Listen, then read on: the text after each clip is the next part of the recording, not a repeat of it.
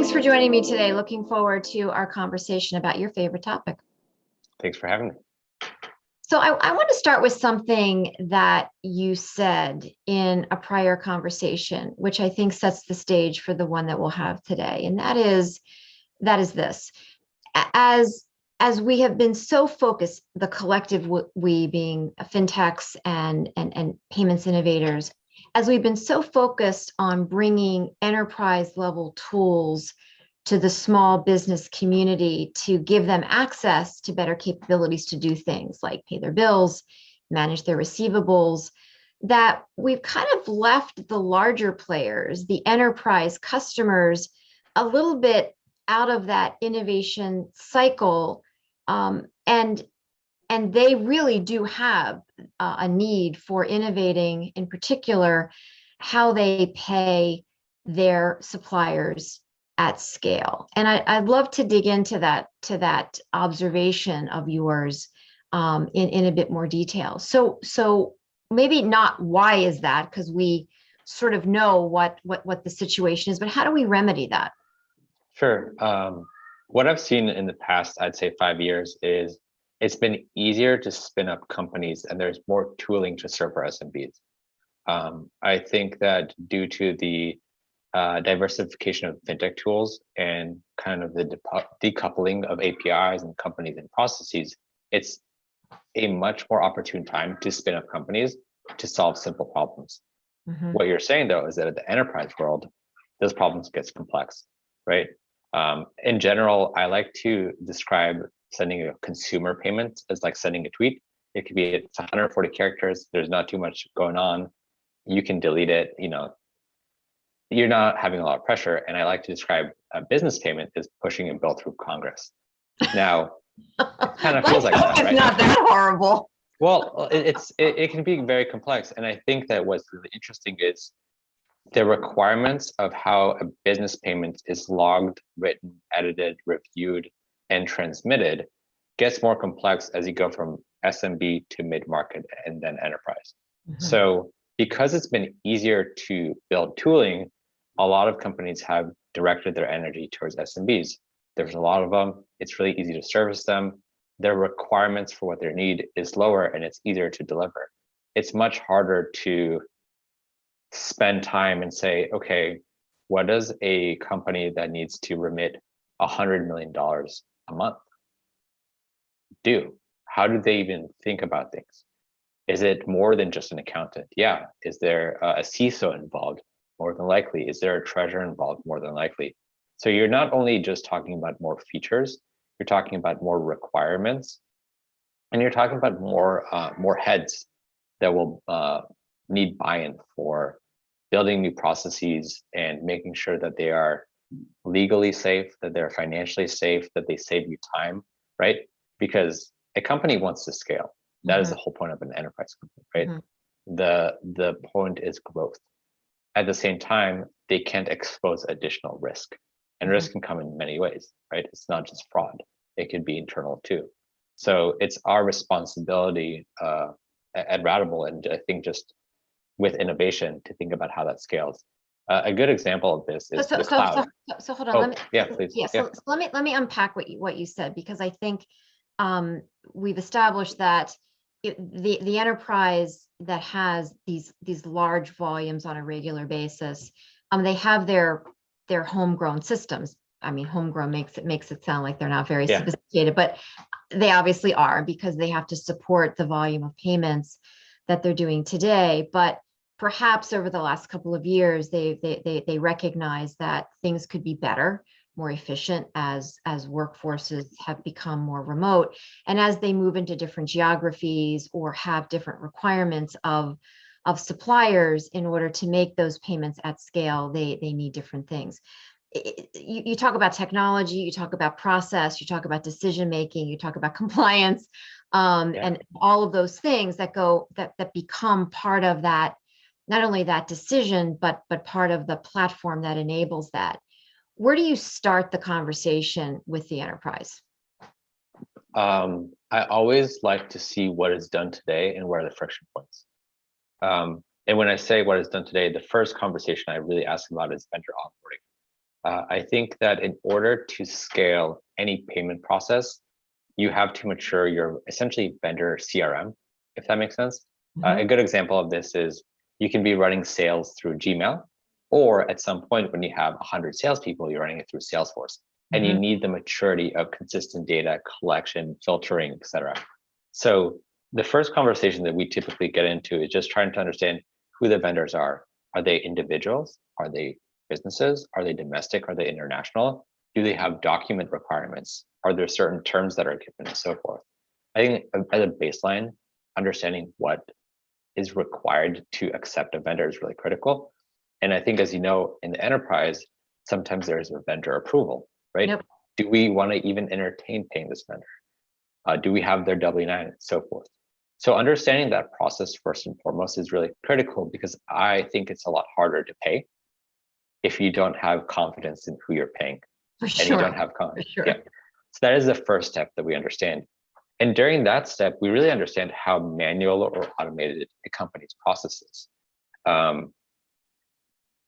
When you talk to a company, I would say that there's essentially three functions in the lifecycle. There's vendor onboarding, there's internal review, and then there's remittance. And in remittance, I also put like reconciliation and just making sure that everything wrapped up the right way.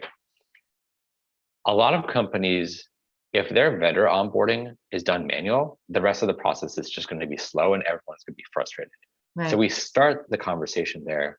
And if we feel like we can recommend a steps that can cut time, steps that can increase confidence, or an easier path for vendor onboarding, that's where we'll start the conversation. Because I think you know this. Let's say you have 1,000 vendors and you pay them monthly. Great.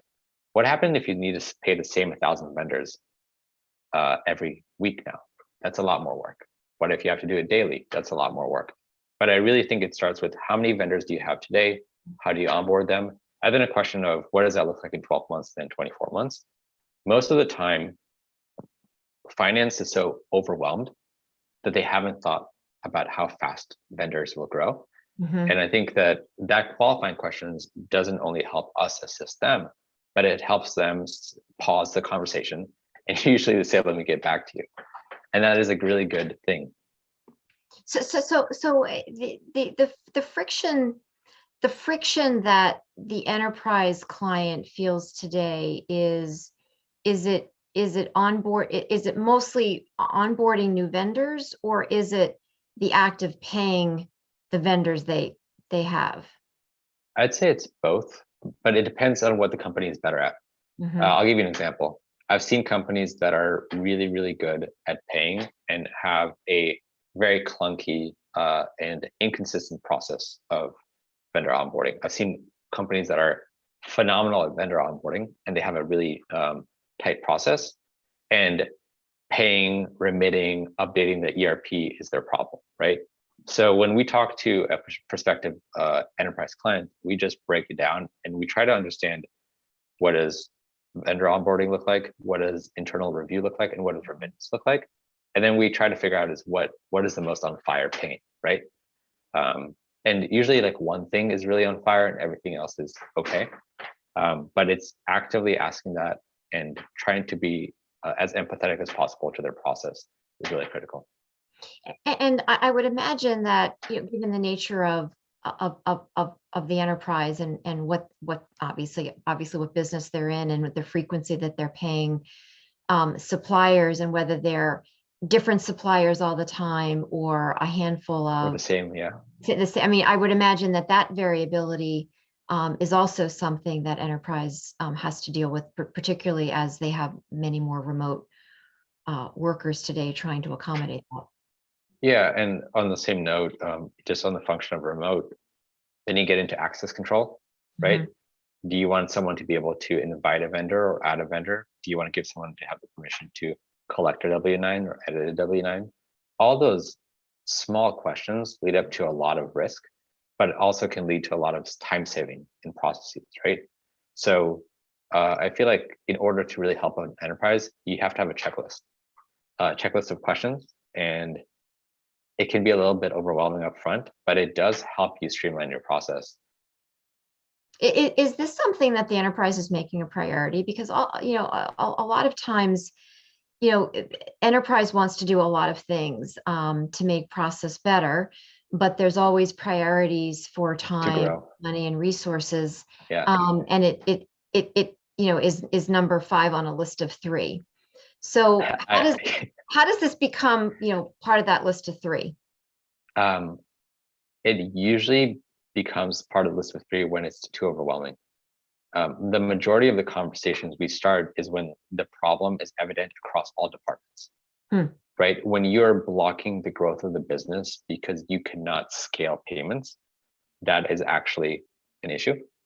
Right. And what we see is, let's say a company growing from an SMB to a mid-market to an enterprise, they'll hold off on that process. They'll say, we'll optimize it later, we'll optimize it later, we'll optimize it later. Usually when we assist in the conversation, it's a hair on fire problem and it has to be resolved within 90 days. And there is clear understanding of what should be done at the end result, but not as much understanding of what needs to be fixed. And I feel like our approach is very consultative because sometimes the problem might be that you are collecting payment remittance information and storing it in a Google Drive or an OneDrive folder that no one has access to. So you can't actually remit the payment, right? So by breaking down each step and asking all of these very diligent questions, we're able to understand the process.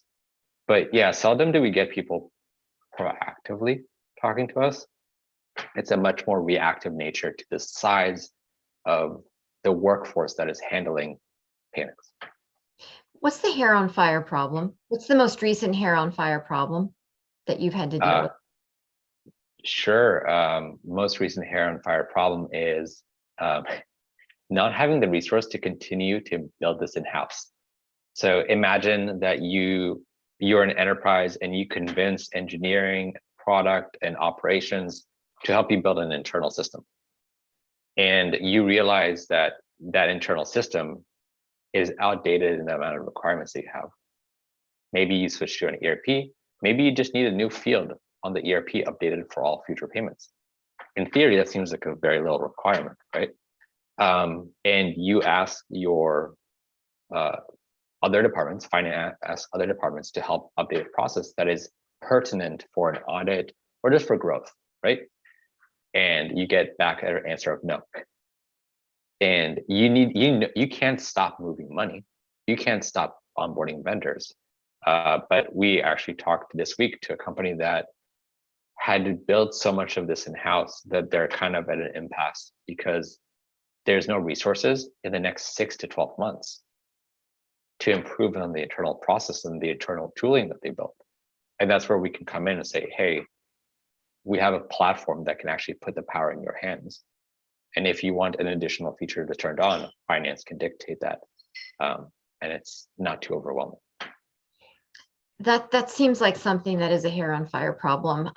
Who has to believe that it is a significant enough problem to invest in change? Because it's not so much the investment in the platform or whatever the fix is, it's investing in the change.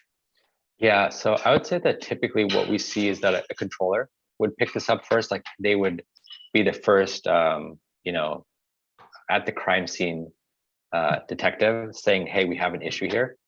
Controller typically is very aware of the tiniest details in the finance process and how much work is being burdened with their team. It's a controller or director of accounting. Then we'll see it escalate to a VP of finance or a CFO that needs to have buy-in.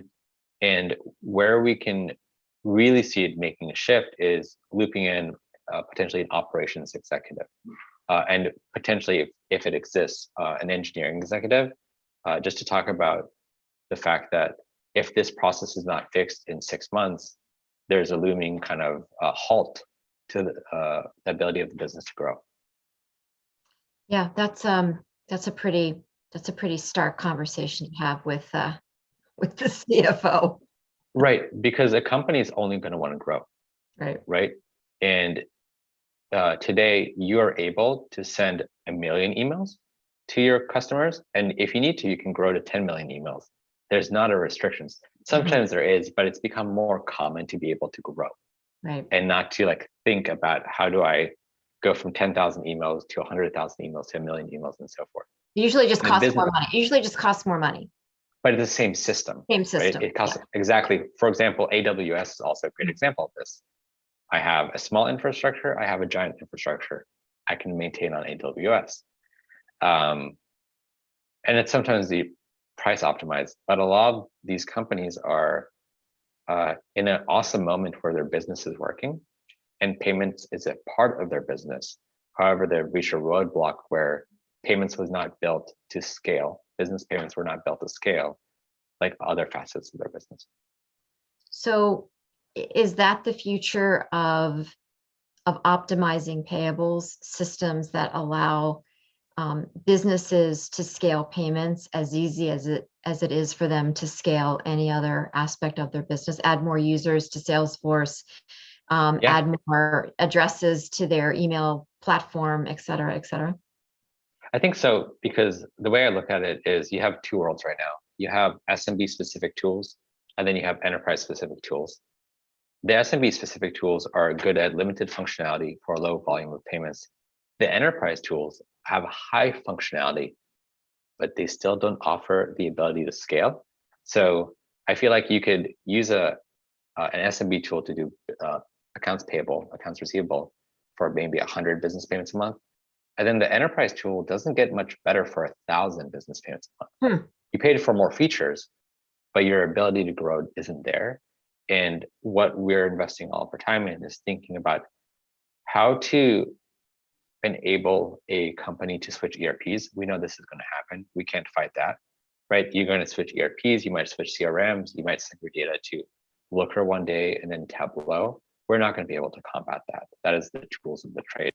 But how can you keep the same rails or just infrastructure for thinking about more vendors, more vendor communications, more W-9s, more payouts, more data that needs to be synced to the ERP, more reconciliation, but then reduce the amount of time that you need to spend on that over time.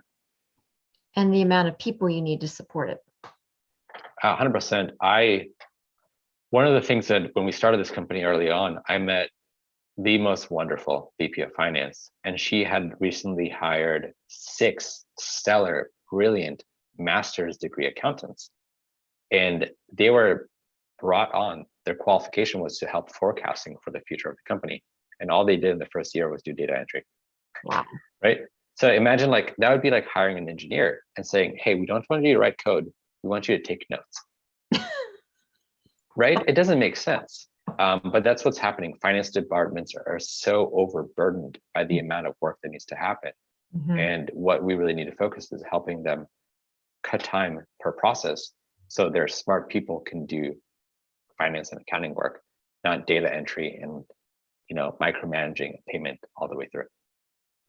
Sounds like a pretty good reason to think differently about payables automation and a platform that allows payments to scale. Well, 100%. And I've done the wrong thing before. I've built this in-house before. My business partner built this in-house before. A lot of our team members are folks who have worked on business payments in-house before.